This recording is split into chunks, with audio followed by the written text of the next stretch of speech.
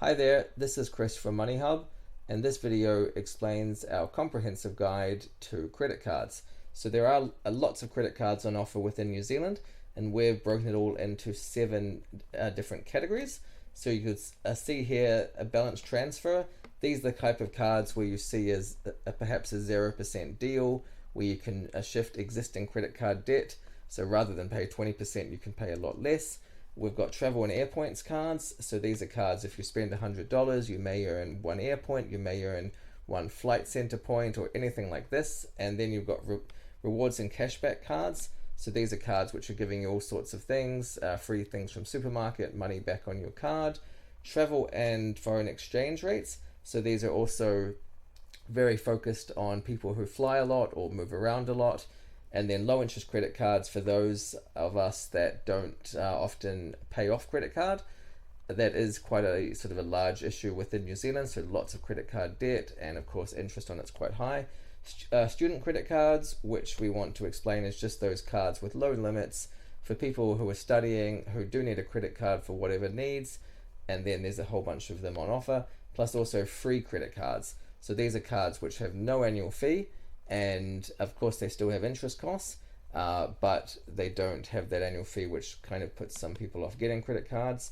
So just as a summary, you can sort of read through our rules here. I mean, not our rules, but kind of some good information, and what card would be most suitable based on how much you spend and what your needs are.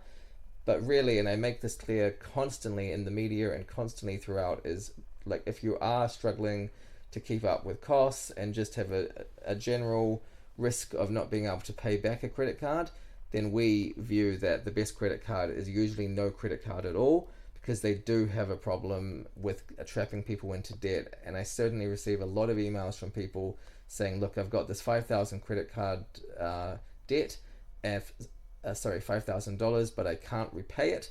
And that's a huge problem, because it just sits there like charging interest, probably 20% interest on that. So $1,000 a year of their money just being spent servicing this debt. So we're very cautious of them. We can't obviously say which best, what is the best credit card, because that really depends on you and what your needs are. So we strongly suggest just reading through the guide. We can shortlist some, and we can tell you what the current best ones are in the market, and then that's for you just to go through. So really what you're looking at is what the interest rate is and what the annual fee is, and then if there are some interest-free offers, then sort of being aware of that, plus also knowing your monthly repayments. So you can just choose what suits you with regards to what credit cards, and then you can read all about them, looking at, as I said, the different fees, the different interest rates, making sure that the interest rate is something that you're comfortable with should you not be able to pay it back for any reason, plus also the annual fee. You can look at all the perks that you get or any kind of benefits, then make an informed choice there. So we're always updating this, as I said, and we just want to make sure that it's as clear as possible. But it really comes down to a situation of, please don't get a credit card unless you know you're going to be able to pay it back, because otherwise it's really expensive debt. So we just want people not to be doing that, because there's already enough credit card debt out there, and we don't want any more. Now, finally, you can see that we're broken up some separate guides.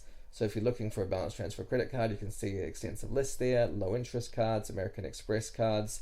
We separate these because they're not offered by banks, but we've determined them to be for many certain categories. So flights and rewards, much stronger than banks. The reason is they charge merchants a lot more, and they're more of a sort of angled at taking on new clients, rather than banks, which just use them as an add-on to a bank account often.